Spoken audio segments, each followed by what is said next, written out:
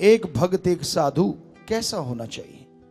भक्त साधु ऐसा चाहिए जैसे सूप सुभाए, सार सार को चुन ले, थूथा दे उड़ाए।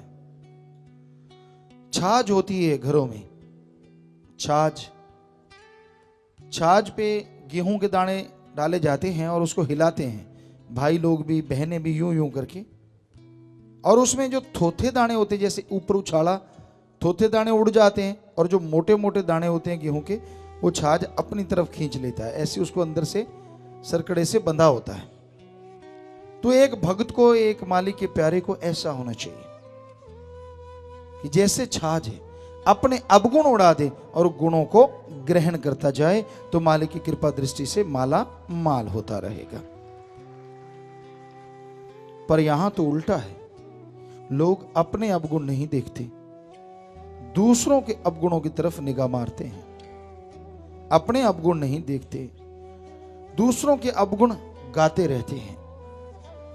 अरे भाई, खुद में जो कमियां हैं उनको निकालने से ही दिलो दिमाग का शीशा साफ होगा, और जब दिलो दिमाग का शीशा साफ होगा तभी ओम हरि अल्लाह राम का अक्ष सही तरीके से उभर के आएगा, उसकी तस्वीर बनेगी, और जैसे उसकी तस्वीर बनेगी आपका आत्मबल चरम सीमा पे पहुंचेगा, और आत्मबल चरम सीमा पे पहुंचेगा तो दुनिया के हर अच्छे नए काम में सफलता की सीढ़ियां आप चढ़ते चले जाएंगे।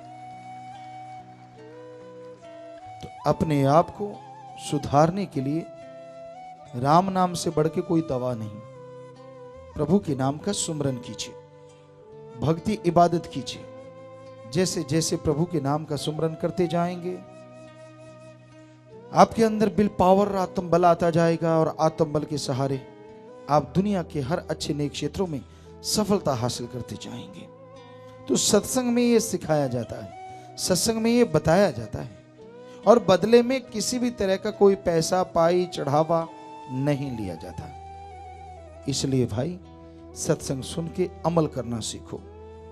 जो सत्संग सुन के अमल नहीं करते, खज्जल खुआर सारी जिंदगी होते हैं और दुखी होते हैं, परेशान होते हैं। इसलिए सत्संग में आना जरूरी, सुनना जरूरी, और सुन के अमल करना जरूरी। जब तक जीव सुन के अमल नहीं करता, मालिक की खुशियों का हकदार नहीं बन पाता। तो आप चल के आए। वैसे धर्मों में लिखा, जिन पर कृपा राम की वो चल सत्संग में आए, पर खुद मुख्तियारी भी दी है भगवान ने, उसकी वजह से भी कोई आता है। अपनी सोच, अपनी समझ के द्वारा सत्संग में आने से कोई आपका तगमा उतरेगा नहीं, कोई धर्म नहीं बदलता।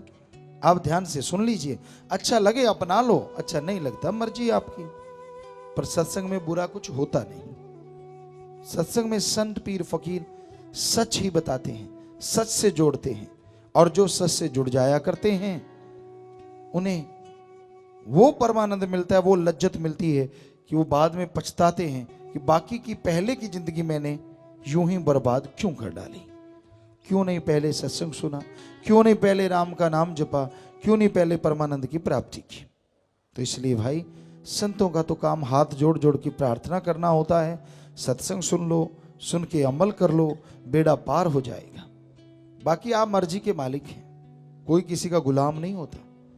इस धरती पे बहुत अति भाग्यशाली से भी भाग्यशाली वो इंसान होता है जो अल्लाह वाहिगुरु राम का गुलाम होके भी त्रिलोकी के राजा से बड़ा हो जाता है।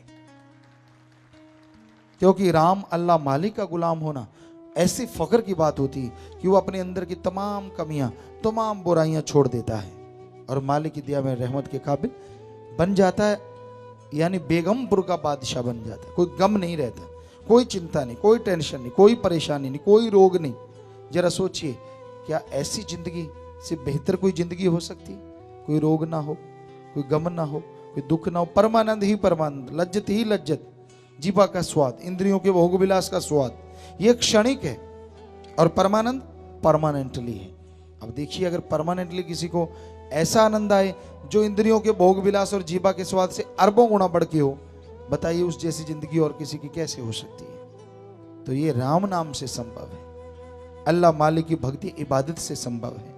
ये आप पे निर्भर करता है आप ईश्वर की भक्ति करते हैं कि नहीं करते? करेंगे तो परमानंद की प्राप्ति एक ना एक दिन आपको जरूर हो जाए।